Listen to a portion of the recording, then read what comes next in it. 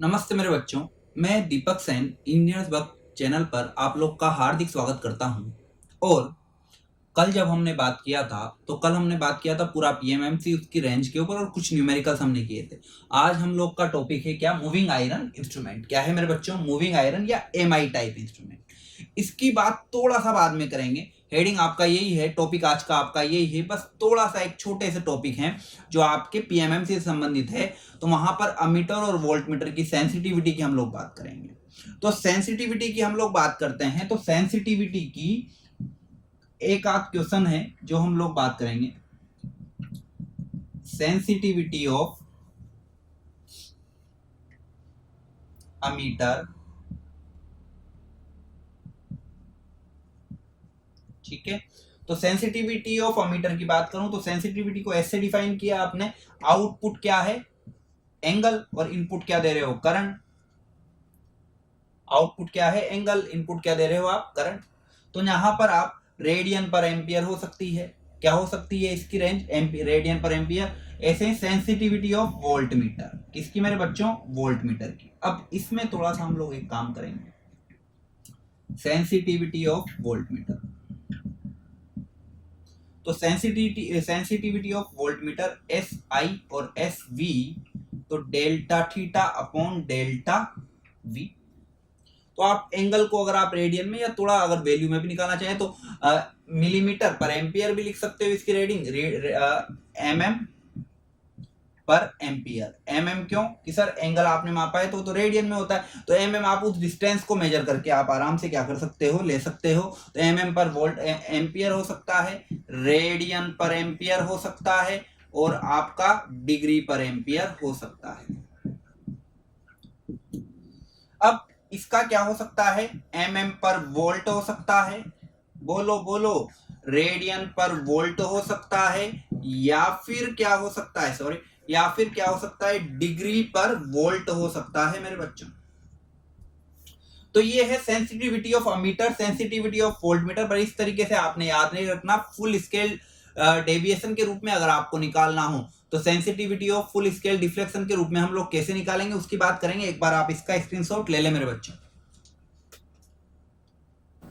तो यदि हम लोग को फाइनल स्केल डेविएशन के रूप में निकालना है वोल्ट मीटर की सेंसिटिविटी, तो फाइनल स्केल डेविएशन के रूप में, और उसका एक बहुत अच्छा क्वेश्चन हम लोग करेंगे जो आपके एसएससी जेईई में कई बार आया हुआ है।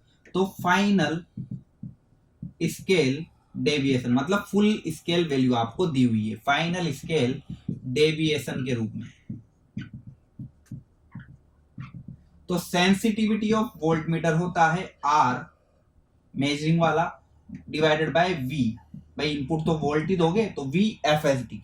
एफ एस डी का मीन्स क्या है, फुल स्केल डेविएशन। क्या है मेरे बच्चों, इसको मैं बोल सकता हूं एफ एस डी।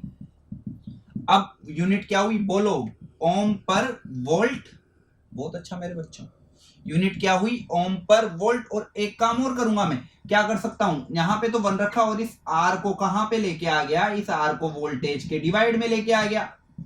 तो अब मुझे बताएं कि V अपॉन आर, आई बराबर क्या होता है V अपॉन आर। तो V F S D full scale deviation बटे आर एम, ये क्या हो जाएगा I F S D full scale deviation. तो सेंसिटिविटी ऑफ वोल्ट मीटर का सीधा सीधा फॉर्मूला क्या हो गया, I F S D full scale deviation के रूप में 1 अपॉन, तो ओम पर वोल्ट लिख सकते हो या पर एम्पियर लिख सकते हो, ठीक है। तो ये है सेंसिटिविटी ऑफ वोल्ट मीटर। अब क्वेश्चन कैसा आया है, क्वेश्चन की हम लोग बात करते हैं। एक बार आप इसका स्क्रीनशॉट लें, क्वेश्चन की हम लोग बात करते हैं फटाफट।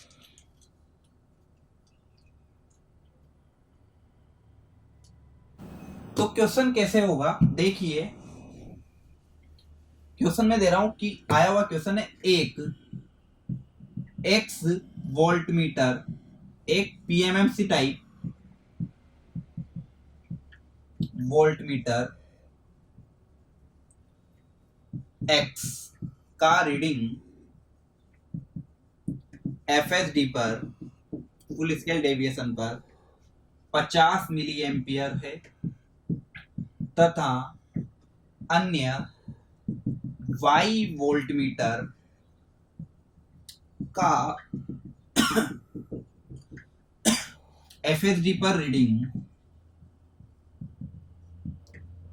20 मिली एम्पियर है। तो x एंड y में से किसकी सेंसिटिविटी अधिक होगी? ए ऑप्शन दिया sensitivity of x greater than sensitivity of y का सेंसिटिविटी का सही संबंध होगा, ये लिख लो, सही संबंध होगा y की सेंसिटिविटी का सही संबंध होगा। बी मैंने दे दिया fx less than sy, C मैंने दे दिया fx is equal to sy और डी मैंने दे दिया fx minus fy is equal to 0। ठीक कि सर सोल्व कैसे करें? बुद्धि लगाओ मेरे बच्चों, बुद्धि लगाओ मेरे बच्चों। बुद्धि कैसे लगाएंगे? इधर देखो, मैंने आपको बोला है मेरे बच्चों sensitivity of voltmeter 1/I FSD। अब सोचना नहीं है, जिसकी करंट ज्यादा उसकी सेंसिटिविटी कम, क्योंकि दोनों एक दूसरे के इनवर्सली प्रोपोर्शनल हैं। तो किसकी करंट ज्यादा है? 50 मिली एम्पियर ज्यादा है एक्स की, तो इसकी सेंसिटिविटी कम होगी किससे? वाई से। कि सर सोल्व करके बताओ, तो देखते हैं। तो सेंसिटिविटी ऑफ वोल्टमीटर किसके रेस्पेक्ट में? एक्स के रेस्पेक्ट में। करंट कितनी है मेरे बच्चों? 50 मिली एम्पियर, 50 मिली एम्पियर। और मिली एम्पियर 1 मिली में कितना होता है? 10 टू द पावर -3। ये ऊपर गया तो 1000/50 कितना आया मेरे बच्चों? सेंसिटिविटी ऑफ एक्स कितना आया? 20। और sensitivity of Y 1/20 into 10 to the power -3, तो 1000/20, तो इसकी कितनी आई? 50। तो किसकी ज्यादा है? वाई की। जाहिर सी बात है, उसकी करंट कम थी तो वाई की सेंसिटिविटी क्या होगी? ज्यादा। किसकी तुलना में? एक्स की तुलना में। तो बी आंसर आपका सही है। तो ये एक क्वेश्चन था, एक टॉपिक था जो मुझे बताना है। इसके बाद हम लोग MI स्टार्ट करते हैं, moving iron type instrument start करते हैं। तो समझ में आया मेरे बच्चों? बहुत अच्छे। एक बार आप इसका स्क्रीनशॉट ले लें फटाफट से। तो मेरे बच्चों हम लोग बात कर रहे हैं मूविंग आयरन टाइप इंस्ट्रूमेंट की। देखें क्या क्या यूज किया है, आप लोग ही बताओगे, मैंने कुछ भी नहीं लिखा है इसमें, क्योंकि मुझे आप पे विश्वास है। ये बताइए ये क्या है? आप कहेंगे सर हमें तो पता है ये क्या है, पाइवट है या चूलिंथ को बोलते हैं। और यहाँ पर जो बियरिंग है ये कौन सा है? Jewel bearing. कौन सा बियरिंग है? Jewel bearing. बिल्कुल अच्छी बात है मेरे बच्चों। क्यों? शीयरिंग टीयरिंग फ्रिक्शन को रोकने के लिए। बहुत अच्छी बात। अब नाम क्या है? मूविंग आयरन, मतलब इसमें जो लोहे का टुकड़ा होगा वो गति करेगा। तो वो काहे का बनाया मैंने? सॉफ्ट आयरन का। कौन सा पार्ट है बच्चों? Movable part. तो एक्चुअल में जो आयरन पार्ट है ये मैं बनाता हूं किसका? निकल आयरन का। किसका बनाता हूं? निकल आयरन का। ठीक है, निकल आयरन का बनाता हूं। अब ऊपर गए, ये स्पाइंडल है, स्पाइंडल पे इधर ये मैंने लगा रखी है डैम्पिंग। मुझे नाम नहीं पता इसका। क्यों? क्योंकि मुझे आपसे सुनना है। ये बताइए आयरन कौन सा? Moving iron. पर ये बताएं कि जो मैंने कोईल लगाई है वो फिक्स है। पहले वहां पर पीएमएमसी में कोईल कैसी कर रही थी? मूव कर रही थी। और मैग्नेट कैसी थी? परमानेंट। पर मेरे बच्चों यहां पर मूव कौन कर रहा है? Moving iron. मूव कौन कर रहा है? Moving iron. परंतु मूव कौन कर रहा है? Moving iron. परंतु जो आपका इलेक्ट्रोमैग्नेट है वो फिक्स है। तो यहां पर कोईल है फिक्स्ड। यहां पर कोईल क्या है? फिक्स्ड। और कोईल में जो आप करंट फ्लो कर रहे हो कौन सी मैग्नेट है मेरे बच्चों? इलेक्ट्रोमैग्नेट। परमानेंट मैग्नेट नहीं है। कौन सी मैग्नेट है मेरे बच्चों? इलेक्ट्रोमैग्नेट। कौन सी मैग्नेट है? इलेक्ट्रोमैग्नेट। और उस पे मैंने वाइंडिंग कर रखी है। तो अब मुझे बताएं, मैंने आपको बोला था इतिहास में जब जब भी परमानेंट मैग्नेट तो डैम्पिंग कौन सी? कौन सी? कौन सी? Eddy current damping. और यदि इलेक्ट्रोमैग्नेट तो डैम्पिंग कौन सी? आप कहेंगे सर हमें पता है। कौन सी डैम्पिंग? Fluid friction damping. कौन सी डैम्पिंग मेरे बच्चों? Fluid friction damping. सोचना ही नहीं है, क्योंकि अब यहां पर एडी करंट तो पैदा नहीं हो सकती, क्योंकि आपकी जो कोईल है वो आपकी मूवेबल कोईल नहीं है, साथ में उसमें करंट फ्लो नहीं हो रही। जो भी होगा ना होगा। परंतु अब आपको सर इसमें भी तो ये कोईल ही है तो एडी करंट होगी बेटा, होगी। परंतु क्या ये एडी करंट इसको इफेक्ट करेगी क्या?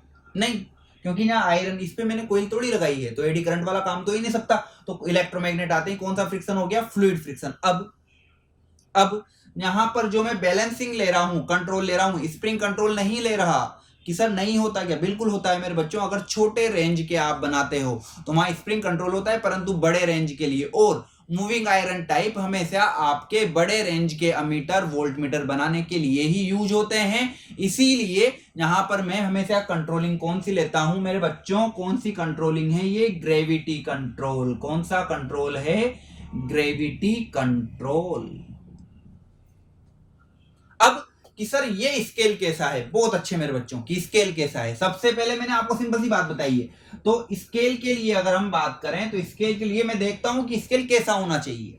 तो टॉर्क होता है मेरे बच्चों deflecting torque flux into current. अब क्या यहां फ्लक्स कांस्टेंट है, ये बताओ फ्लक्स कौन पैदा करेगा, जिसमें क्या जाएगी, करंट जाएगी, और वो क्या होगी, मैग्नेट। मैग्नेट तो ये रही, क्या ये करंट का मान फिक्स होगा, नहीं, करंट तो इलेक्ट्रोमैग्नेट है, जितनी आप करंट दोगे उतने ही क्या पैदा होंगे, फ्लक्स।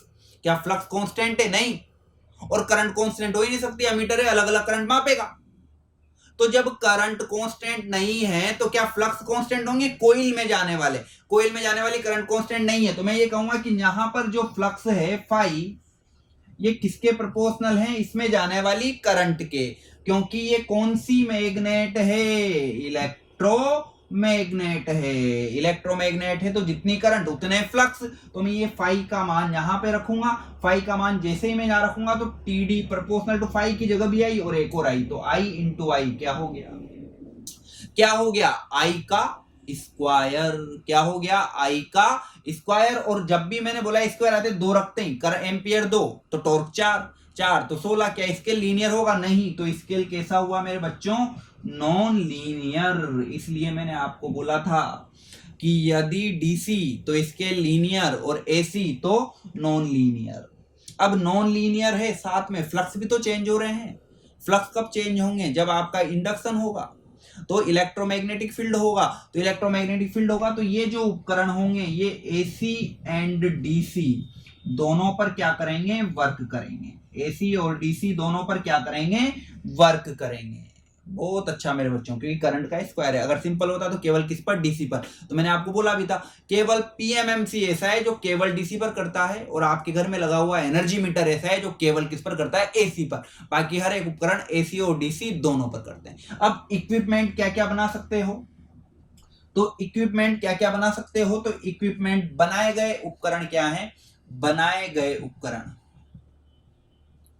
किससे, मूविंग आयरन से। तो बनाए गए उपकरण क्या क्या है, मूविंग आयरन से। बताएं मेरे बच्चों क्या क्या है बनाए गए उपकरण। अब मेरी बात सुनो, अगर वाट मीटर होता तो प्रेशर कोइल और करंट कोइल बहुत अच्छे, क्योंकि वाट मीटर सिंपल, दिमाग लगाओ, P बराबर V इंटू आई, वोल्ट मीटर के लिए प्रेशर कोइल, वोल्टेज के लिए प्रेशर कोइल, और करंट के लिए करंट कोइल। तो वोल्टेज और करंट दोनों चाहिए, पर यहां पर तो केवल कितनी कोइल है मेरे बच्चों, एक कोइल है, और एक कोइल है तो या तो करंट दोगे या फिर वोल्ट मीटर। तो इसलिए बनाए गए उपकरण क्या बनेंगे, अमीटर और वोल्ट मीटर। वाट मीटर तो बन ही नहीं सकता क्योंकि कोइल ही एक है।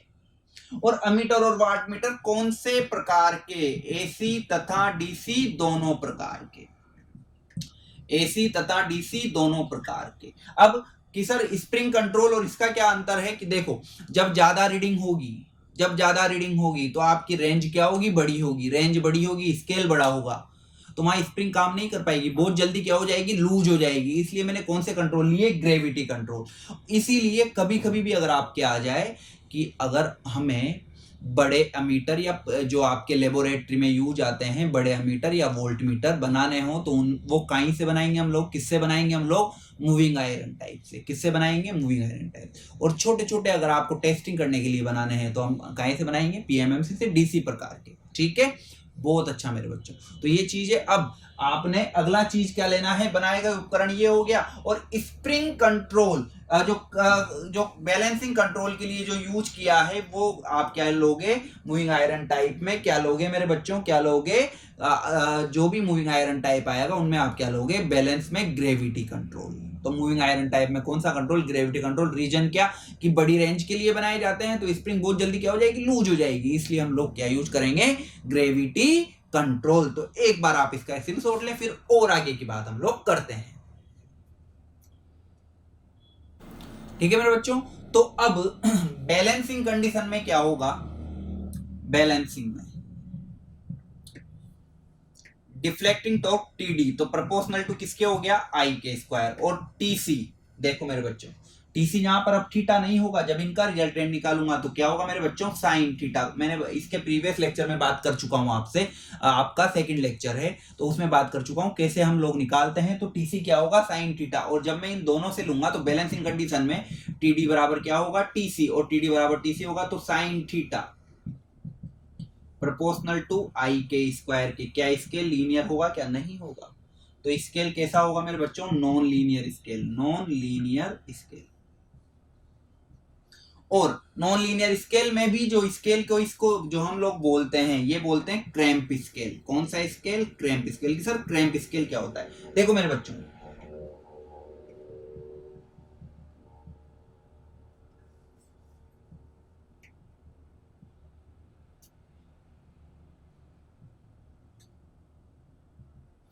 स्टार्टिंग की रीडिंग तो कम आएगी। आप कहेंगे सर क्यों आएगी, भाई अगर एक आया तो एक का स्क्वायर एक, दो का स्क्वायर थोड़ा सा चार, पर अगर चार आ गया तो चार का स्क्वायर 16, फिर आठ आया तो आठ का स्क्वायर 64। तो रीडिंग बाद में क्या होती जाएगी, बढ़ती जाएगी। तो जब प्रारंभिक मान स्केल के कम हो, बहुत कम रेंज में आ जाए, और बाद के मान ज्यादा दूरी पर हो, तो इस प्रकार का स्केल क्या कहलाता है मेरे बच्चों, क्या कहलाता है, क्रैम्प स्केल। कौन सा स्केल, क्रैम्प स्केल। तो अगर पूछा जाए कि आपके मूविंग आयरन टाइप में स्केल कैसा होता है, आप कहेंगे नॉन लीनियर, और आ जाए कि ऑप्शन में नॉन लीनियर ना हो कि लीनियर स्केल, क्रैम्प स्केल, तो कंफ्यूज नहीं होना है। क्रैम्प का मतलब क्या होता है, नॉन लीनियर, वैल्यू पहले पास पास फिर बार बार बाद में दूर दूर। तो वो कौन सा स्केल हो गया मेरे बच्चों, क्रैम्प स्केल। तो ये तो हो गई इसकी बात। और आप जो कंट्रोलिंग ले रहे हो, कंट्रोलिंग आप ले रहे हो, तो कंट्रोलिंग के लिए लिख दो आपकी कंट्रोलिंग जो आप ले रहे हो, कंट्रोलिंग मूविंग आयरन टाइप में कौन सा कंट्रोल ले रहा हूं मेरे बच्चों, ग्रेविटी कंट्रोल। कौन सा कंट्रोल, ग्रेविटी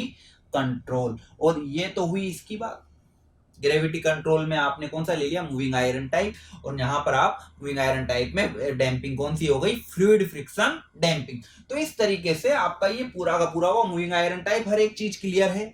वापस एक बार दोहरा देता हूं, मूविंग आयरन टाइप है तो आयरन मूव करेगी और कोयल क्या रहेगी, फिक्स रहेगी। कोयल कौन सी है, इलेक्ट्रोमैग्नेट है, इलेक्ट्रोमैग्नेट है। तो जो फ्लक्स होंगे वो किसके प्रोपोर्शनल हैं, करंट के। तो टॉर्क क्या होता है, फाई इंटू आई, फाई की जगह आई, तो आई इंटू आई, आई का स्क्वायर। अरे वाह, स्क्वायर आ गया। और अगर स्क्वायर आ गया तो दो की जगह दो रखने पर चार, चार रखने पर 16। तो मुझे स्केल तो लीनियर नहीं मिल रहा, तो रटने की जरूरत ही नहीं है। भाई जब आपने पीएमएमसी पढ़ा मेरे बच्चों, तो वहां पर फ्लक्स क्या थे, कांस्टेंट क्यों थे, क्यों का जवाब आना चाहिए। आप कहीं पर भी पढ़ो, किसी से भी पढ़ो, पर अगर वो आपके क्यों का जवाब दे रहा है तो आपको समझ में आ रहा है। होता है, वो होता है तो बुक में भी है, होता है तो बुक में भी है।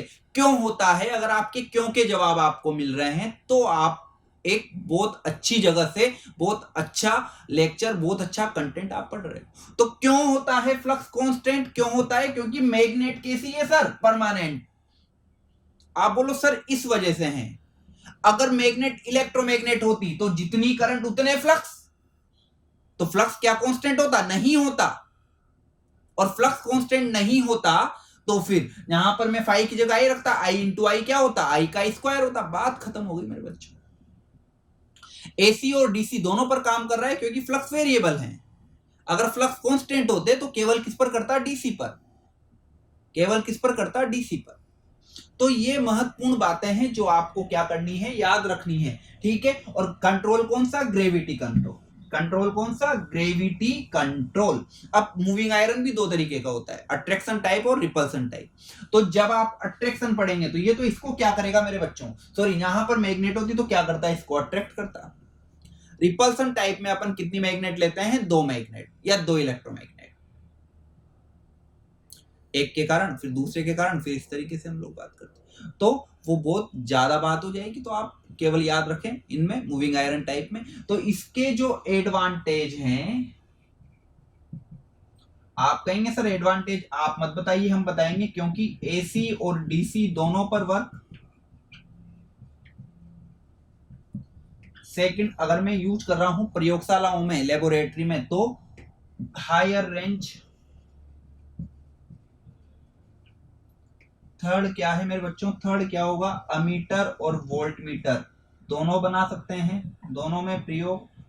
वाट मीटर में नहीं कर सकते हैं, दोनों में प्रयोग। तो ये है आपके एडवांटेज। अब बात आती है डिसएडवांटेज की। बहुत अच्छा मेरे बच्चों, डिसएडवांटेज की अगर बात है तो सबसे बड़ा डिसएडवांटेज तो क्या है कि भाई सर आप कोयल कौन सी ले रहे हो, इलेक्ट्रोमैग्नेट ले रहे हो, तो इलेक्ट्रोमैग्नेट लेने के कारण एक लॉसेज होंगे, मैग्नेटिक फील्ड या एक्स्ट्रा मैग्नेटिक फील्ड लॉसेज वो ज्यादा होंगे।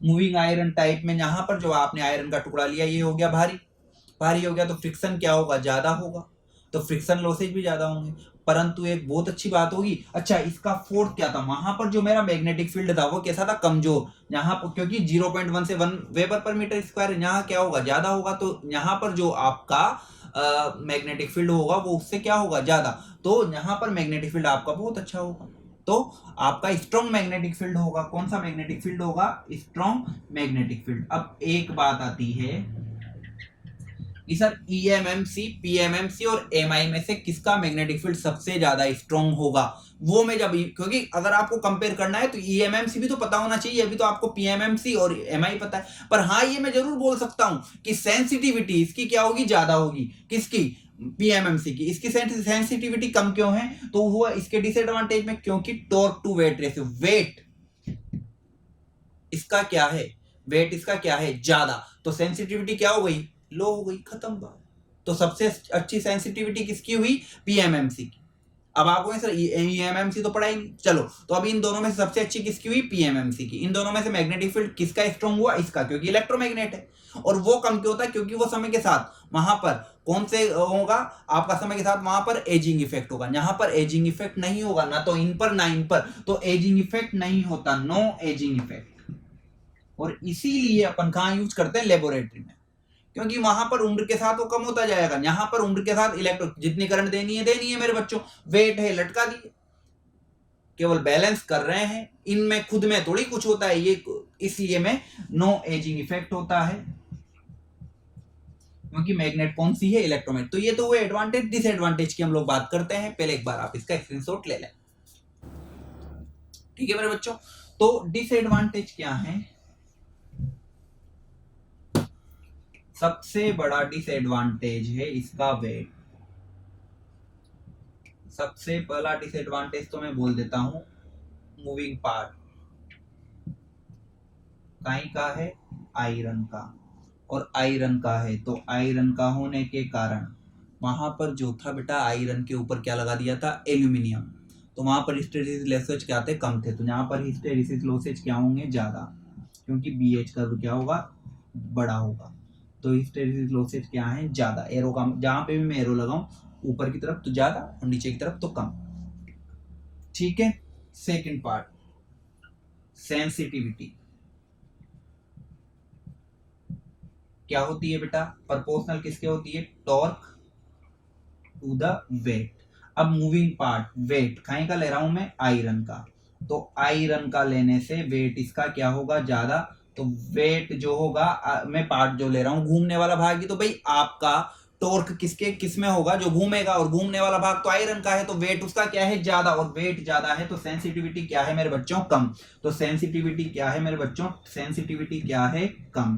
क्यों कम है, क्योंकि मैं आयरन, इसीलिए सेंसिटिविटी थोड़ी बढ़ जाए, इसलिए आयरन की जगह, आयरन के स्थान पर क्या लेता हूं मैं, निकल आयरन, ताकि ये सॉफ्ट आयरन है तो इसका वेट क्या हो जाए, कम हो जाए, और आपकी सेंसिटिविटी बढ़ जाए। और निकल आयरन लेने से एक और फायदा होगा कि स्टेट लॉसेज क्या होंगे, कम। प्योर आयरन का बीएच कर्व ज्यादा है, तो निकल आयरन का बीएच कर्व, सॉफ्ट आयरन है तो बीएच कर्व क्या होगा, कम होगा, तो स्टेट लॉसेज थोड़े से कम होंगे, फ्रिक्शन लॉसेज कम होंगे। तो तीसरा इसका नुकसान क्या है, फ्रिक्शन लॉसेज। और एक बहुत अच्छा है, क्या ये एसी पर भी काम कर रहा है, फ्लक्स इलेक्ट्रोमैग्नेट है, एसी पर भी काम कर रहा है, फ्लक्स चेंज हो रहे हैं, तो अगर ये एसी पर भी काम कर रहा है तो इसमें क्या होगी, फ्रीक्वेंसी एरर भी होगी। कौन सी एरर होगी मेरे बच्चों, फ्रीक्वेंसी एरर होगी। कौन सी एरर होगी मेरे बच्चों, फ्रीक्वेंसी एरर भी होगी। तो यहाँ पर ये इसका दूसरा प्रयोग है जो आपने क्या करना है, याद रखना है, ठीक है। तो एक बार आप इसको देखें, और ये आपका जो ईएमएमसी मूविंग आयरन टाइप है तो ये आपका खत्म हो गया। तो यहाँ पर एडवांटेज और यूजेज, सॉरी यूजेज, तो यूजेज क्या है मेरे बच्चों, यूजेज तो अभी हाल में कई बार बोल चुका हूं, यूजेज क्या है आपके, कि यूजेज है सर जो आपके लेबोरेटरी में,